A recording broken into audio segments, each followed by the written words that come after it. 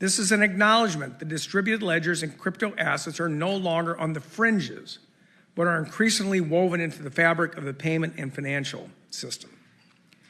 Now, before we hear from these innovators, I would like to touch on roles that the Federal Reserve plays to support the private sector.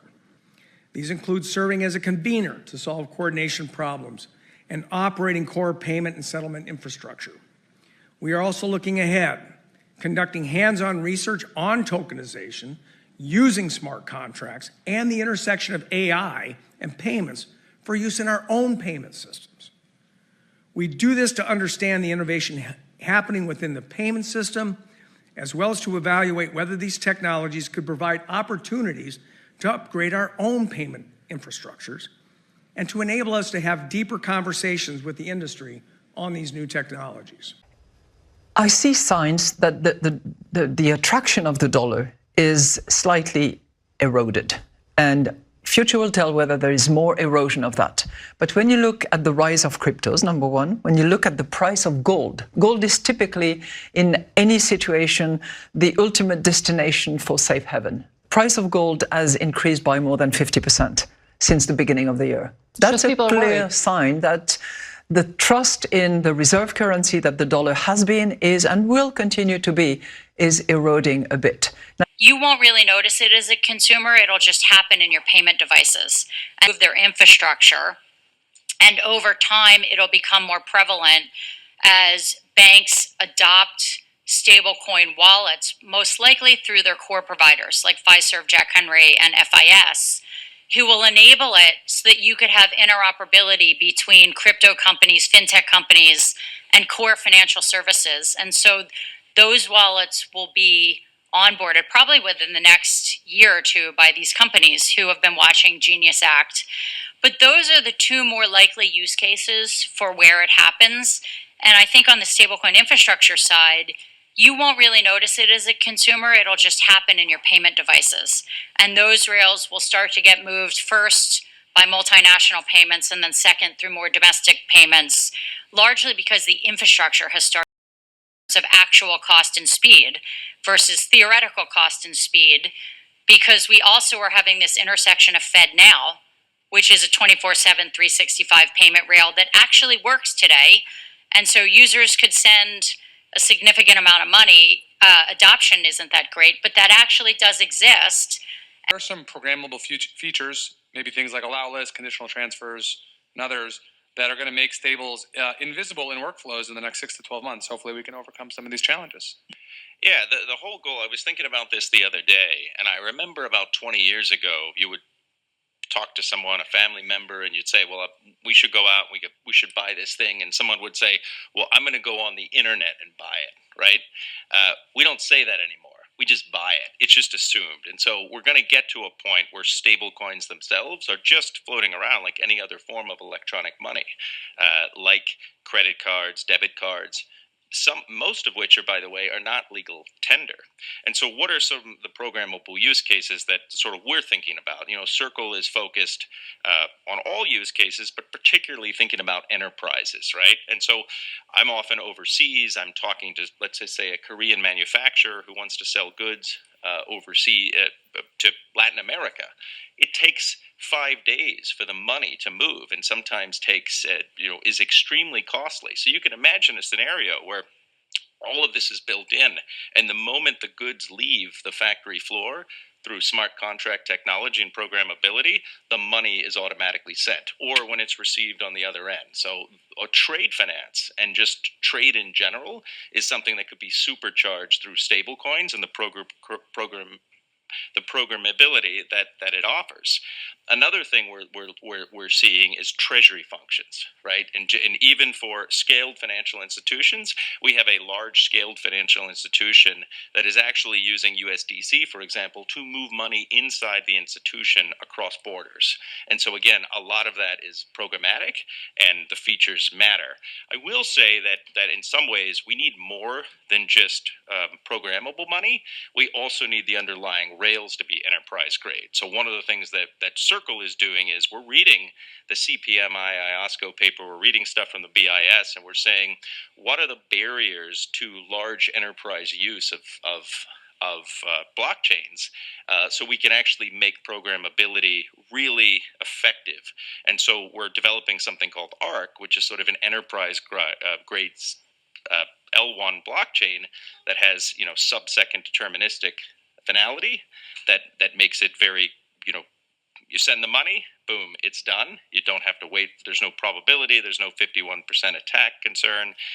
Using something that's very stable like a USDC as gas and other features as well, including privacy layers. So it's just very important to say you got to combine the programmability with the underlying infrastructure as well to really unlock these use cases.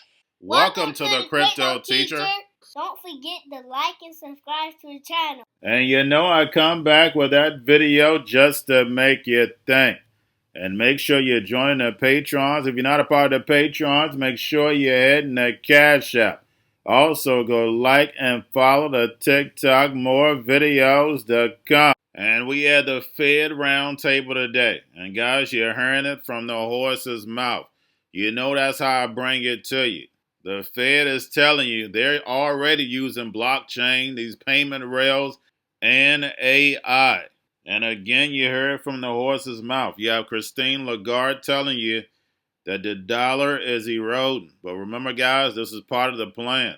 They have to devalue the dollar in order to devalue this debt. And like she stated, gold is up 50%. And what did I tell you? That the dollar is sitting at 50 cents because of that. And that's the reason why Jerome Powell didn't even want to speak on it. Guys, get yourselves prepared. You're hearing it from the horse's mouth. I don't know what else I have to do. Now, guys, I do apologize for the late video. This is King's last week for football. That's killing me. But then, of course, we go over to basketball. But I think it doesn't start until the beginning of the year.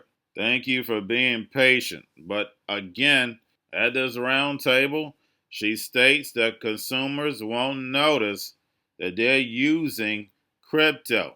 And what did the crypto teacher tell you? They're just going to take that digital wallet, attach it to their bank account, and the people will never know. And again, you're hearing it from the horse's mouth.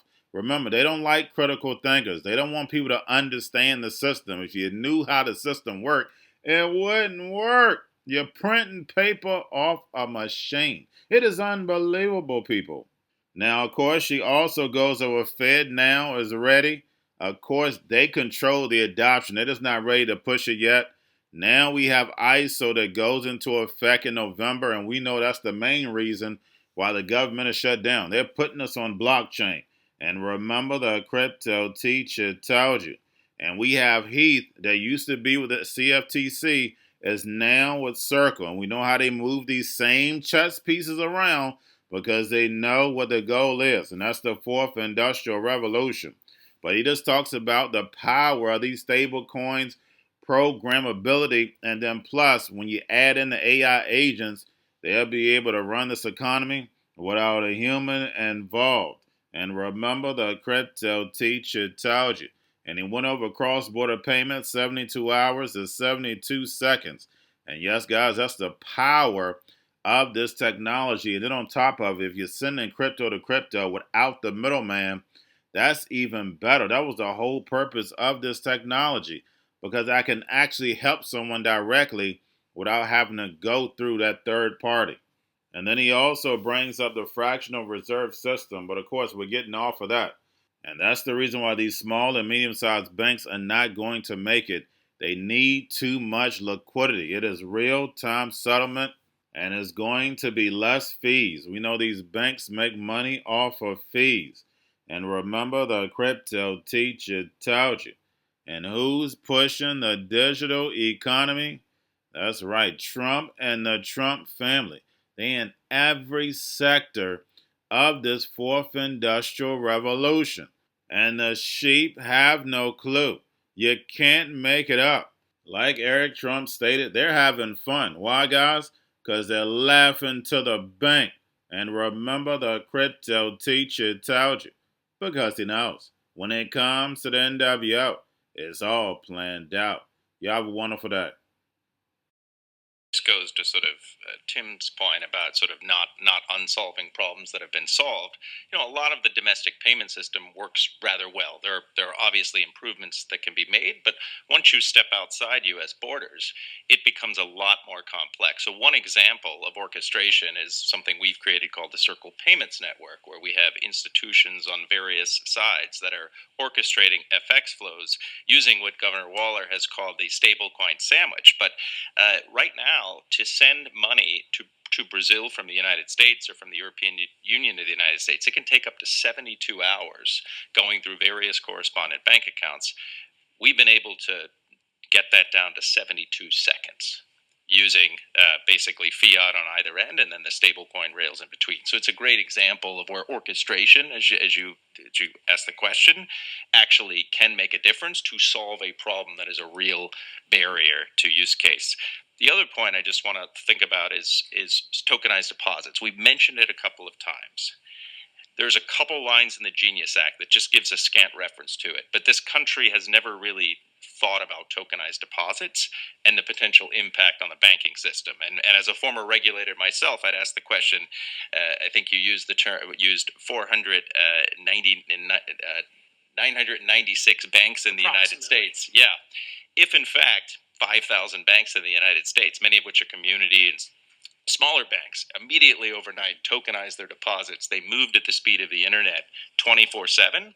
As a bank regulator, I might be a little concerned about that, right? And so I think if we are going to go down the road of tokenized deposits, unlike stable coins that are backed one-to-one with very high-quality liquid assets, if we're using the fractional reserve banking system, which is subject to deposit insurance, the discount window, and essentially a government intervention model, and we're going to tokenize that and move it quickly through blockchains, I think more public policy work should be done.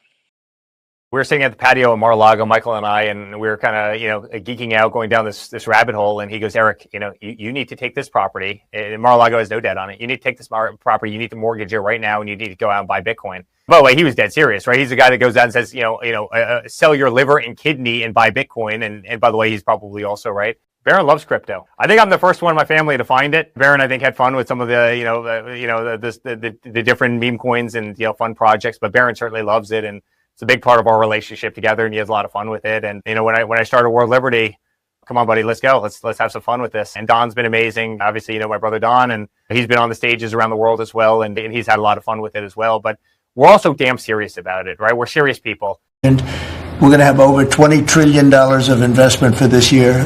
The most we ever had was a tiny fraction of that. As an example, Biden, who's the worst president in the history of our country by far, by the way, but they were less than $1 trillion for 4 years. We're already now breaking $18 trillion of investment in 8 months. $18 trillion. Going to a different economy, and we're going to be learning more about that as we go. But clearly, we're learning that things can be done from remote locations. We're learning that technology can replace people even more than we thought. We're not going back to the same economy. We're recovering, but to a different economy, and it'll be one that is more leveraged to technology. And I worry that is going to make it even more difficult than it was for many workers. In Silicon Valley, and my friends who work in technology know that what we did to the manufacturing workers, we are now going to do to the retail workers, the call center workers, the fast food workers, the truck drivers, and then even bookkeepers, accountants, insurance agents, lawyers, and on through the economy. So what happened to the manufacturing workers is a very clear sign. And so we'll import Chinese-based CBDC technology. So it's going to be CBDC in a box provided to you by the People's Bank of China. But every stock, every bond, every currency, every commodity, every piece of art, every private business, every piece of real estate will eventually be a token on a blockchain, an entry on a ledger, permanent and immutable. We will have truth instead of trust, and we will save over $7 trillion a year. 6 to 8% of global GDP is wasted by the friction of the trust industry that's necessary when you have dual entry accounting.